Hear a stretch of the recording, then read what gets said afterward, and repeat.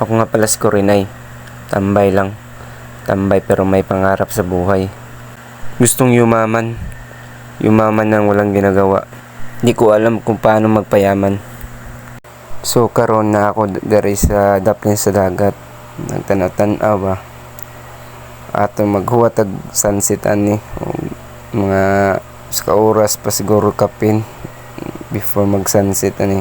Di pa kayo kay medyo hayag-hayag pa ba. Napa sa ibabaw ang adlaw ana. So magsuro-suro sa takadali. Nindot mo adto sa yati ay nindot kay yati didto sa unahan pero layo kayo di kayo kayag lakaw, layo na kayo ba. Akon ta isuway og zoom pero di mo pwede kay naka front man day. So unya ato na pa dulitan ng kamera unya naka back camera na ta. So ato tan-aw sa palibot ani ug may gani nindot ang tempo sa panahon karon. Way ulan ba unya makapag-picture taon niya sa sunset unyang mga alas 6 ka na bang mag-ilog-ilog ng ngit-ngit ug kahayag gugma gilugan. So karon na huwat-huwat sa tagadali gyud kay naapay usa ka oras kay alas 5 pa man. So nindot tag makaadto ta sa yate ba.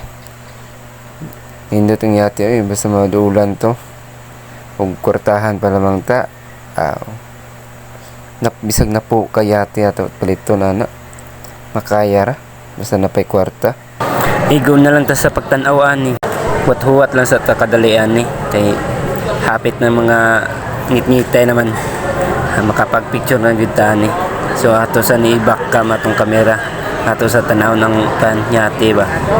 Tanawa tura dead tay medyo tura.